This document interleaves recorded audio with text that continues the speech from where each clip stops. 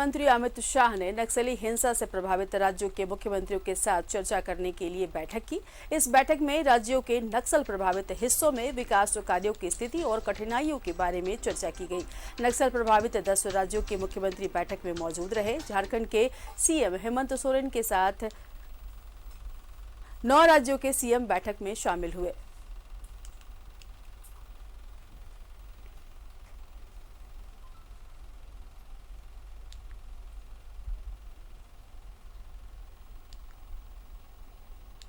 तो सीएम हेमंत सोरेन ने चर्चा की है। नक्सल प्रभावित 13 जिलों को लेकर के ये चर्चा थी।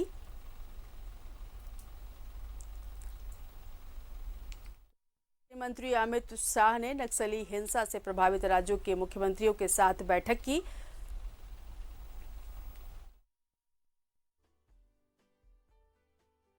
सभी राज्य उसमें उपस्थित थे। 10 राज्य जहां इफेक्टेड राज्य थे, हम लोगों ने अपनी बातें रखी और जिस तरीके से उग्रवादी घटनाएं निरंतर कम हो रही हैं, इस पर कैसे आने वाला समय में इसको खत्म किया जाए जड़ से, इसको लेकर चर्चा हुई और इसमें जो कुछ कमी बेसी थी उन सब को कैसे और ठीक किया जाएगा, ये वहाँ पर बातें रखी गई है। सभी राज्य मोटा मोटी सब लोगों का एक जैसा ही चीजें रही है।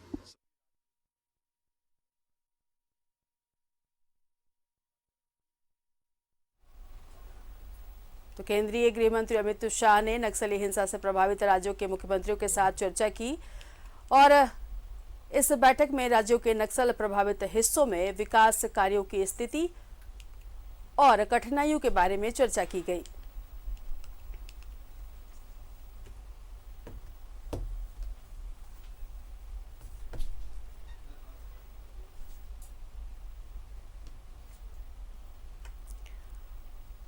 और संवाददाता विपिन हमारे साथ जुड़ गए हैं, हम उनसे समझेंगे इस बात को। विपिन, जिस तरीके से आज ये मीटिंग हुई प्रभावित जो नक्सली है जिले हैं उसको लेकर के, और जो 5 जिलों को काट दिया गया है उसको लेकर के भी, और जिस तरह से बात हुई थी कि केंद्र जो राशि भेजता है उसमें भी कटौती की गई है और जो सेना आती है उसमें भी कटौती की गई थी, और उसको लेकर के 9 राज्यों के मुख्यमंत्री गए थे मिलने के लिए अमित शाह से, ये बातचीत हुई है। लेकिन अगर हम बात करें कि जो नक्सली होते हैं, ठीक है, नक्सली जो गतिविधियां हैं इन दिनों कुछ कम हुई है, लेकिन उसके बावजूद जो नक्सली मुख्य धारा में आने की कोशिश कर रहे हैं उनके लिए पैसे कहां से आएंगे? अगर केंद्र की तरफ से सहायता नहीं मिलेगी तो उनकी जिंदगी को आगे बढ़ाने के लिए, उनको रोजगार के लिए, उनके बच्चों के लिए, उनकी परवरिश के लिए किस तरीके से राज्य सरकार काम कर पाएगी?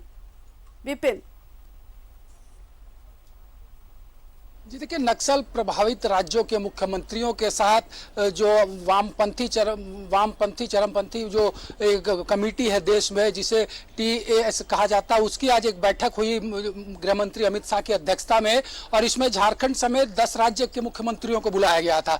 झारखंड, पश्चिम बंगाल, बिहार, उड़ीसा, छत्तीसगढ़, मध्य प्रदेश, तेलंगाना के अलावा केरला के मुख्यमंत्री इस बैठक में मौजूद थे। और केंद्रीय गृह मंत्री की अध्यक्षता में चली इस बैठक में कई अन्य जो कैबिनेट के मिनिस्टर थे, चाहे ग्रामीण विकास मंत्री गिरिराज सिंह की बात करें, जो आदिवासी मामलों के मंत्री अर्जुन मुंडा उनकी बात करें, तो कई मंत्री और अधिकारी भी मौजूद थे। और इस दौरान जिस तरह से झारखंड ने अपना पक्ष रखा है, पहले ही झारखंड ने इस बात को लेकर आपत्ति दर्ज कराई थी कि जो राज्य में 13 अति नक्सल प्रभावित जिले हैं जिसकी संख्या काटकर 8 कर दी गई है, तो उसे फिर से 13 करने की मांग झारखंड ने आज भी रखी है। और कुछ दिन पहले जब नीति आयोग की टीम रांची आई थी तो नीति आयोग के समक्ष भी मुख्यमंत्री ने इन तमाम बातों का उल्लेख किया था।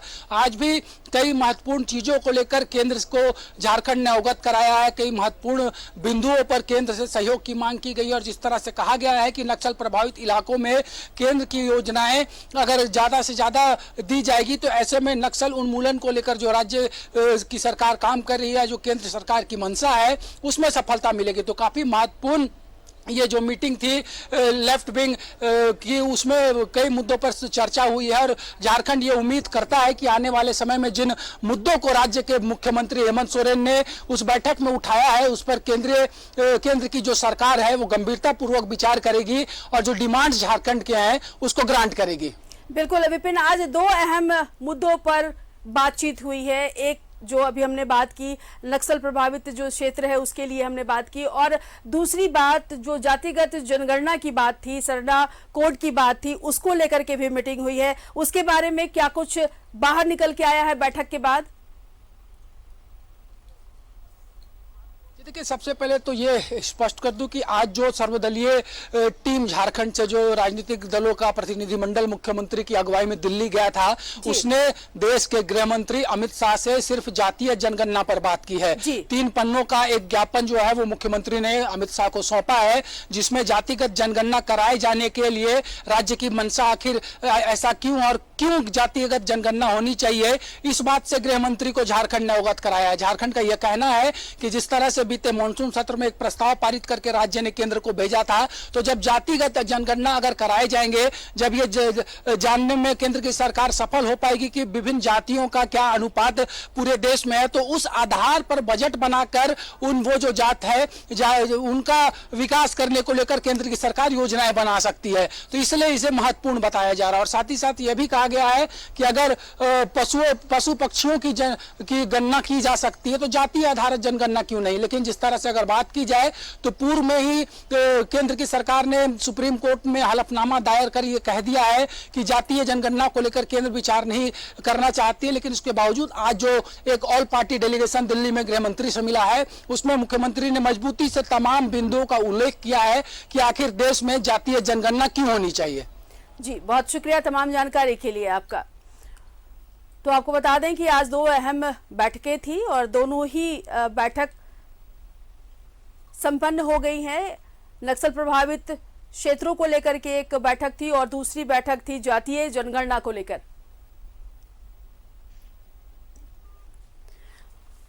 और प्रतिनिधि मंडल में